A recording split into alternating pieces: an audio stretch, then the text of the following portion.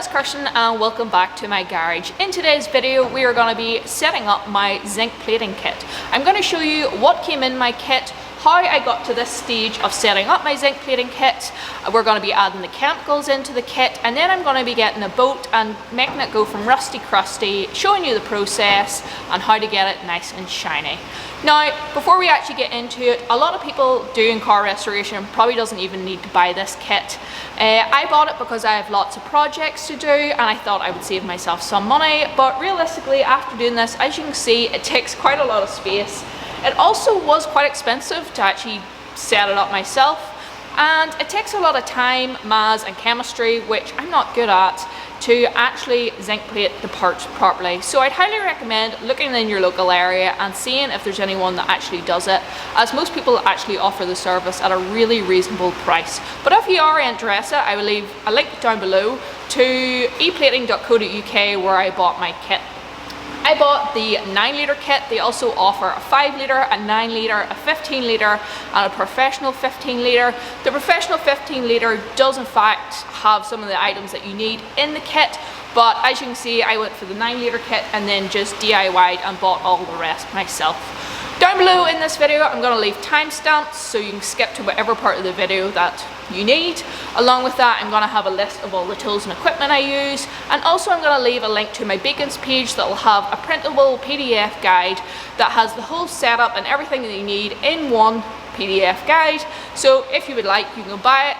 If not, you can just follow along in this video and make some notes. But also on my Beacons page has my other channels. I have TikTok, Instagram, Facebook, Pinterest. So if you can, make sure to go over and follow them accounts because I also post on them daily.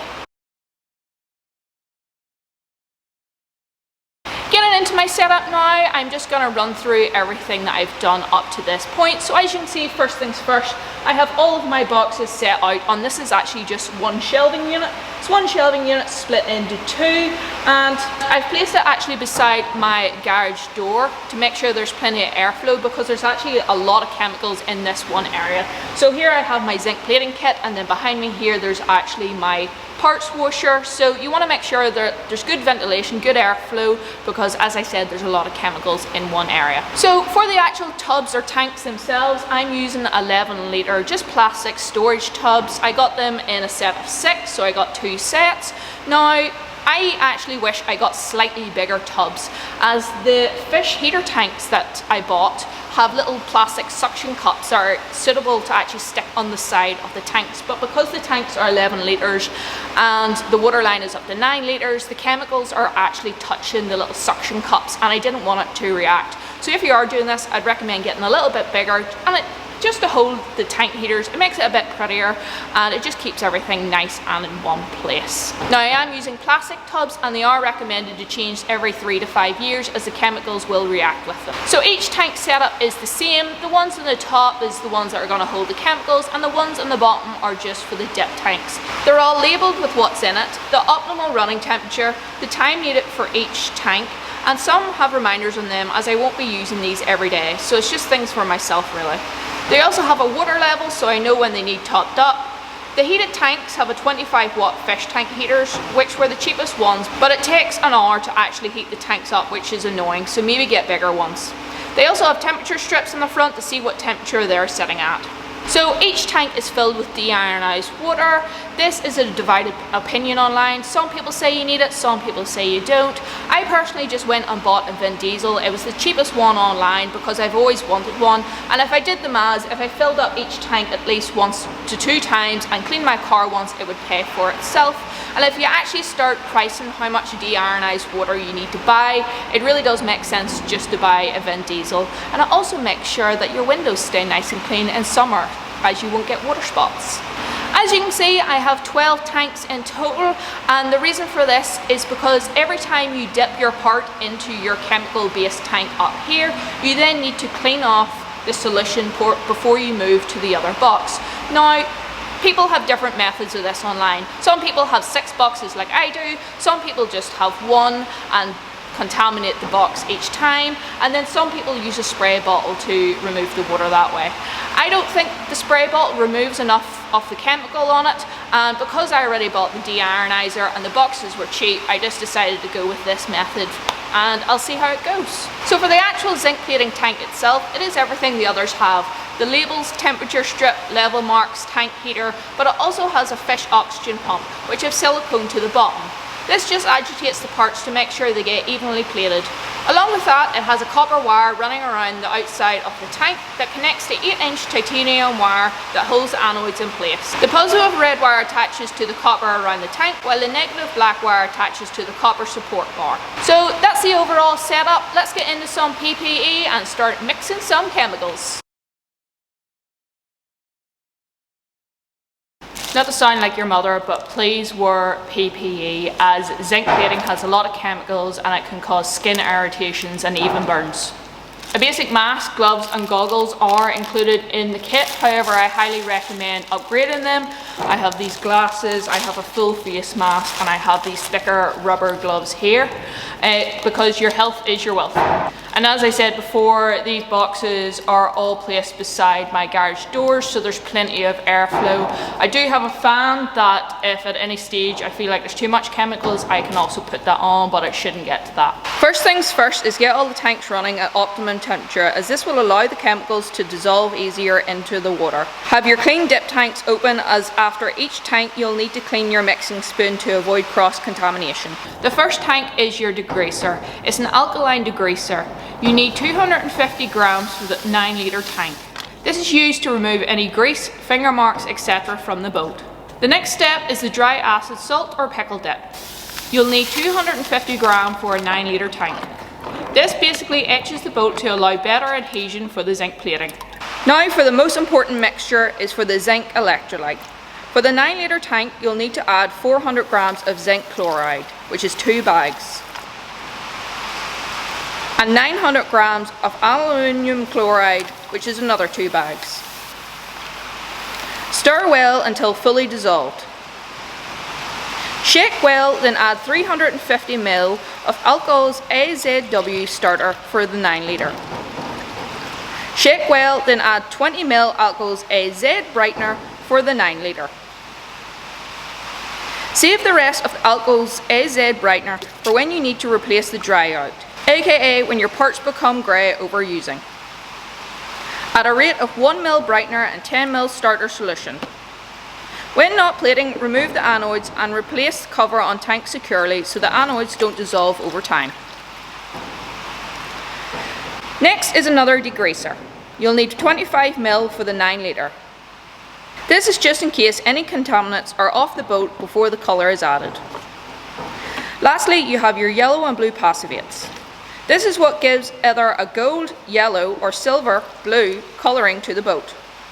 For the yellow gold tank, you'll need 100 ml solution A and 10 ml solution B. For the blue passivate, you'll need 100 ml. Again, these measurements are for the 9-litre tanks.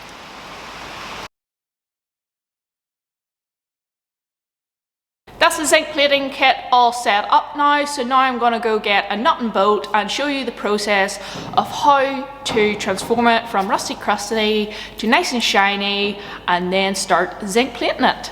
I'll also be giving you some different options and tools and equipment that you can use depending on what you have. Step 1 is cleaning your boat. So even though the kit comes with the first step as a degreaser, I would highly recommend not using it to clean your parts, as you would have to change the solution regularly. I personally have a parts cleaner which uses an alkaline degreaser, and I'm just using a detailing brush to gently remove the dirt and oils. For more stubborn dirt, you can also use a wire brush. If you don't have a parts washer, no worries. You can just put solution into a bucket and do the same process, or even in a sink, or put the solution into a spray bottle and spray the solution on and agitate with a brush. Use whatever you have. If the part is really dirty, soak the part in solution for 24 hours. Dry your parts either with an air gun, overnight, a heater or a heat gun. Step 2. To remove rust and other oxides, there are several methods you can use depending on what you have. I have a sandblasting cabinet, so that's what I'm going to be using. I put the small parts into a sieve, but I've also seen someone use a rock tumbler and created a stand for the gun to hold and blast into, which I think is genius and need to make someday. However, for now I'll just do this. If you don't have a sandblasting cabinet or sandblaster, you can simply use sandpaper or emery cloth or wet and dry. Now if you are using a sandblaster, just remember if you plate the part now, this is what the part will look like, pitted and dull. If parts are very rusted, you can put into a chemical bubble tank. Works kind of like a dry acid pickle dip, which I will be setting up and trying in another video to test a homemade version versus a bought version. So make sure to subscribe for more. Make sure to thoroughly clean the part with water and a brush to remove all leftover chemicals and thoroughly dry either with air, heat or leaving overnight if using this method. Step 3. The next step is to make it shine. You can do this with a wire wheel, which to be honest is the most used thing in my garage.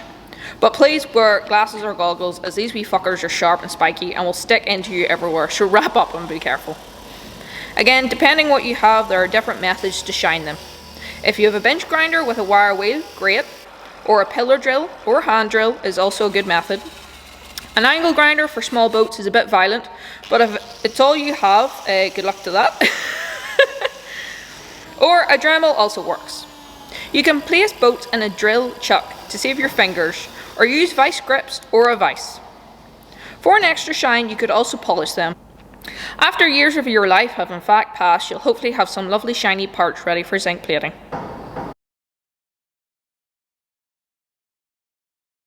Step 4. Now this is the fun part, where you need to calculate the surface area of the parts you're going to be plating, so you know what current you need to set your power supply. Yay, Maz.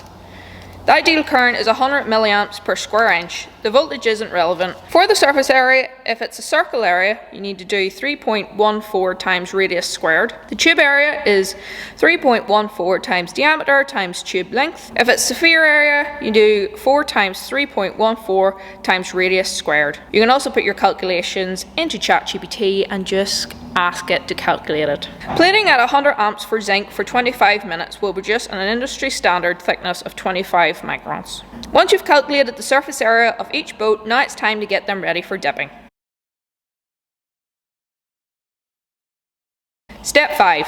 I'm using 1mm copper wire that I just wrap around the part and secure around the copper pipe. I do this to each part, making sure they aren't touching and are all hanging the same level. Don't overcrowd the pipe, as it may affect how the parts get coated.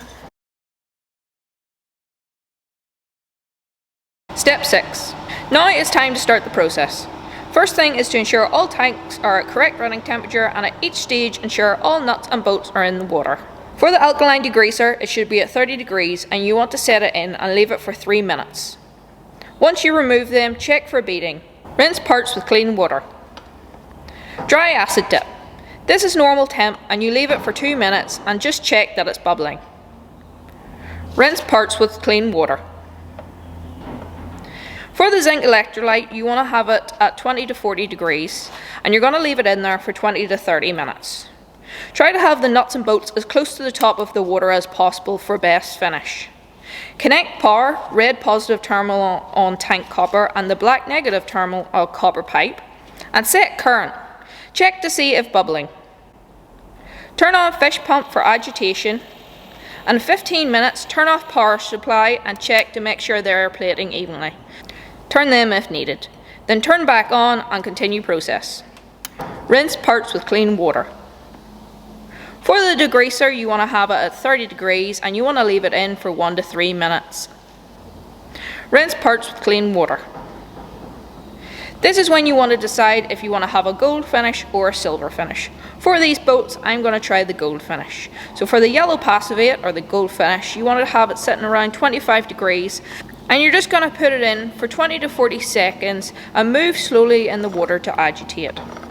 Rinse parts with clean water, but only do 2 dips max and be very gentle.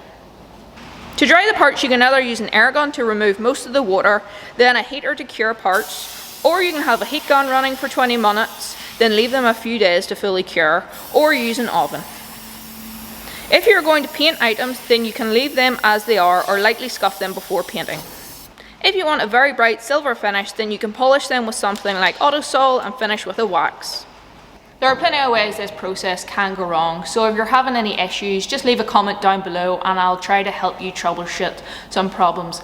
If you are looking to buy the kit, as I said at the start of the video, where I bought the kit will be linked down below, along with the guide, timestamps, and all the tools and equipment that I used. But if you did enjoy the video, please do give it a big thumbs up and make sure to subscribe.